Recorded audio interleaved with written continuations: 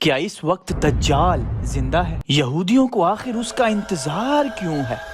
دوستو، قرآن مجید میں سب سے زیادہ اگر کسی قوم کا ذکر آیا ہے تو وہ ہے بنی اسرائیل۔ قرآن مجید کا اگر خلاصہ دیکھیں تو اللہ نے ہمیں بار بار اشارہ دیا ہے کہ اس دنیا میں یہی قوم فتنے فساد میں سب سے آگے نظر آتی ہے، یہاں تک کہ دجال آ جائے گا۔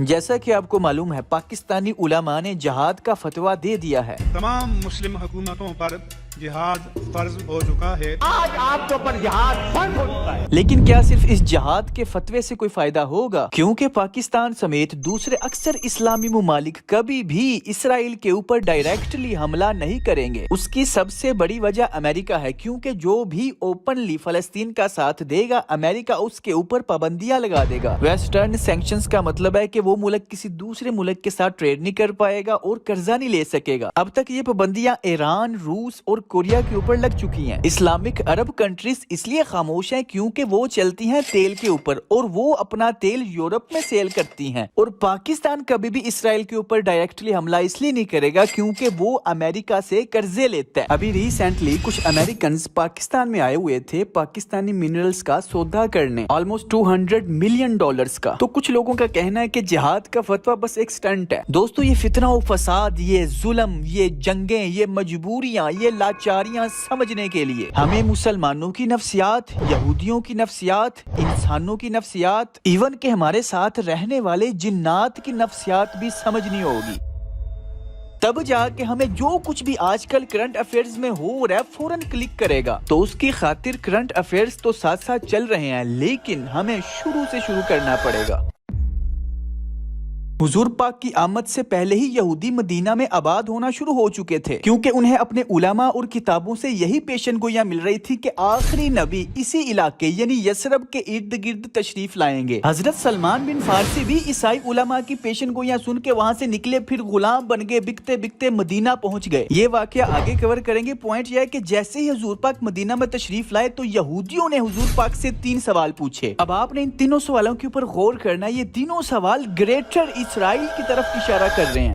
یہودیوں کے نزدیک آخری نبی وہ ہوگا جو پوری دنیا کے اوپر حکومت کرے گا، پوری دنیا کو اپنے قابو میں کر لے گا۔ تبھی یہودیوں نے وہ 3 سوال پوچھے جو دنیا فتح کرنے کے ریلیٹڈ ہیں۔ پہلا سوال، ہمیں اصحاب کہف کے بارے میں بتائیں۔ دوستو، جیسا کہ آپ کو پتا ہے، اصحاب کہف نے ٹائم ٹریول کیا تھا۔ اللہ نے ان کو غار میں سلایا، جب وہ اٹھے تو 100 سال گزر چکے تھے۔ اس کو میں نے ٹائم ٹریول کیوں بولا، تفصیل سے ڈسکس کریں گے بعد میں۔ دوسرا کوسچن، ذوالقرنین کے بارے میں بتائیں۔ دوستو، یہ بھی آپ جانتے ہیں کہ حضرت ذوالقرنین اس پوری دنیا کے اوپر حکومت کر چکے ہیں، اور شاید صرف یہ ارتھ، یہ دنیا نہیں، اس دنیا سے باہر دوسرے پلینٹس کے اوپر بھی ان کی ایکسیس تھی۔ یہ بڑی عجیب بات نہیں کر دی میں نے آپ کو بتایا یہ ٹائم ٹریول اور دوسرے پلینٹس کے اوپر حضرت ذوالقرنین کی ایکسیس، اس کو کمپلیٹلی بعد میں ڈسکس کریں گے کیونکہ ایک ترتیب کے ساتھ ہم نے چلنا ہے۔ تیسرا کوسچن، روح کیا ہے؟ دوستو، جیسا کہ آپ جانتے ہیں، جتنے بھی یہ ایتھیسٹ ہیں جو کہتے ہیں کہ کائنات یہ خود بن گئی، ایتھیسٹ نے، انگریزوں نے، سائنسدانوں نے اس کائنات میں موجود ہر چیز کی کوئی نہ کوئی منطق نکال لی ہے۔ فار ایگزامپل،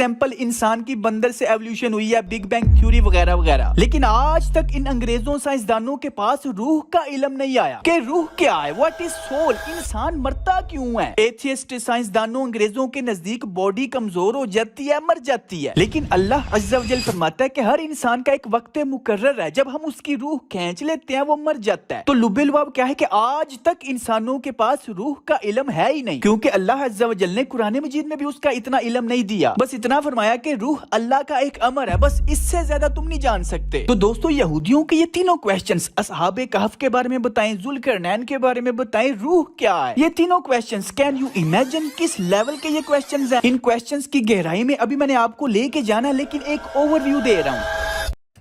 اب آ جائیں آپ اس بات کے اوپر جو ہمیں اکثر ادھر ادھر سننے کو ملتی ہے کہ یہودی دجال کا انتظار کر رہے ہیں اور اس کے لیے راہیں ہموار کر رہے ہیں۔ تو اس چیز کا جواب آپ کو انہی 3 سوالوں میں ملتا ہے، کیونکہ دجال کے پاس ان تینوں سوالوں کے پریکٹیکلی جواب ہوں گے۔ दज्जाल के रिलेटेड दो थ्योरीज हैं। एक ये कि अभी उसने पैदा होना है, दूसरी ये कि वो पैदा हो चुका है। फॉर एग्जाम्पल अगर हम ये थ्योरी देखें कि अभी उसने पैदा होना है तो वो असहाबे कहफ की तरह टाइम ट्रेवल कर सकता है। आप सोचोगे टाइम ट्रेवल कैसे? भाई दज्जाल ने अभी पैदा तो होना है फ्यूचर में, लेकिन फ्यूचर से वो टाइम ट्रेवल करके सहाबा इकराम के दौर में जा चुका है। मुझे पता है आपका दिमाग घूम रहा है, मेरा भी घूम गया था कि क्या ये कोई फिल्म की स्टोरी है टाइम ट्रेवल, लेकिन नहीं, हम इस सारे मामले को ऑथेंटिक रेफरेंसेस के साथ समझने की कोशिश करेंगे। सही मुस्लिम में एक बहुत ही मशहूर हदीस मुबारक है जिसका रेफरेंस आपको स्क्रीन पे शो हो रहा होगा। हजरत तमीम अलदारी अपने कुछ लोगों के साथ समुद्र में खो गए तो वो एक जजीरे पे पहुंचे। वहाँ पे उनको एक अजीब किस्म का आदमी नजर आया जिसे एक बुढ़िया ने बांधा हुआ था। उसने तमीम अलदारी से कुछ क्वेश्चंस पूछे कि क्या आखिरी नबी आ चुके हैं, कि क्या दरियाए फुरात का पानी खुश्क हो चुका है। इसी तरह के मजीद 2-4 क्वेश्चंस, जैसा कि वो ये जानने की कोशिश कर रहा हो कि ये कौन सा दौर चल रहा है, ये कौन सी सदी है, और कह भी रहा है कि मैं दज्जाल हूं और मैं तुम्हारी पूरी अर्थ को ट्रेवल करूंगा बहुत जल्द सिवाय मक्का मदीना के। दोस्तों उसने ट्रेवल का वर्ड यूज क्यों किया? जब दज्जाल आएगा तो पहला दिन 1 साल के बराबर होगा। क्या मतलब 1 साल? उस दौर में क्या हो रहा होगा कि जमीन की रोटेशन रुक जाएगी या तो स्लो हो जाएगी। हम जानते हैं कि जमीन अपने मिदार में घूमती है तो 1 दिन होता है, और सूरज के गिर्द एक पूरा चक्कर मुकम्मल करती है तो 1 साल गुजर जाता है। मतलब कि उस वक्त हमारे पूरे सोलर सिस्टम में कुछ ना कुछ अजीबो गरीब चीजें हो रही होंगी, बहुत चेंजेस हो रहे होंगे, तभी तो 1 दिन 1 साल के बराबर हो जाएगा, दूसरा दिन 1 महीने के बराबर, और तीसरा दिन 1 हफ्ते के बराबर हो जाएगा। तो अगर हम इस थ्योरी को माने कि अभी उसने पैदा होना है तो फिर वो 1400 साल पहले सहाबा इकराम से कैसे मिल चुका है? और अगर हम इस थ्योरी को लेके चलें कि वो पैदा हो चुका है और अहादीस में भी यही है कि उसका ज़ुहूर होगा, तो अगर वो पहले से ही पैदा हो चुका है तो इतने हजारों सालों से वो जिंदा कैसे है?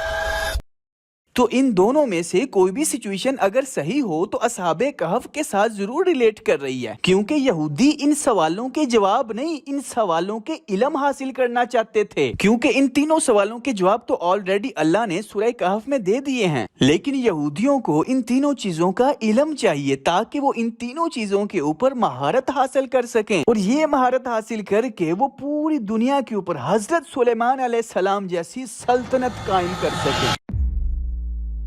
जैसा कि आपको पता है हजरत सुलेमान अलैहिस्सलाम को अल्लाह ने पूरी दुनिया के ऊपर जिन्नों, परिंदों, इंसानों, हवाओं के हर एक के ऊपर हुकूमत दी थी। हजरत सुलेमान अलैहिस्सलाम के दौर में टाइम ट्रेवल वाला वाकया हमने कुरान मजीद में देखा है, वही हुदहुद वाला वाकया कि हजरत सुलेमान अलैहिस्सलाम के एक उम्मती ने आंख झपकने से पहले बल्कीस का वो तख्त जो कितने दिनों की मुसाफत के ऊपर था, आंख झपकने से पहले वो तख्त जो 40 बंदे उठाते थे वो 1 सेकंड से भी पहले सामने ला के रख दिया। मुझे बताओ टाइम ट्रेवल के अलावा ये कैसे पॉसिबल है? हाँ मुझे पता है यार, हमारा ईमान है अल्लाह जो कुछ मर्जी कर सकता है, लेकिन अल्लाह ताला ने हमें कुरान मजीद में वाज़िया फरमा दिया कि हमने उसे किताब का इल्म दिया था, उसने उस इल्म को यूज करके ये काम किया है। ऑफ कोर्स ये सारी ताकतें अल्लाह की हैं, अल्लाह ही देता है, लेकिन अल्लाह ताला के इस दुनिया को चलाने के कुछ उसूल हैं, कुछ इल्म है। दोस्तों ये कोई हदीस नहीं, ये कुरान मजीद का वाकया जो आपने हजारों बार सुना होगा, लेकिन हमने इन सारे वाकयात को सिर्फ आज तक सुना है। अल्लाह ने कहा है इन पे गौर करो, तो दोस्तों इस सीरीज में हम गौर ही करेंगे।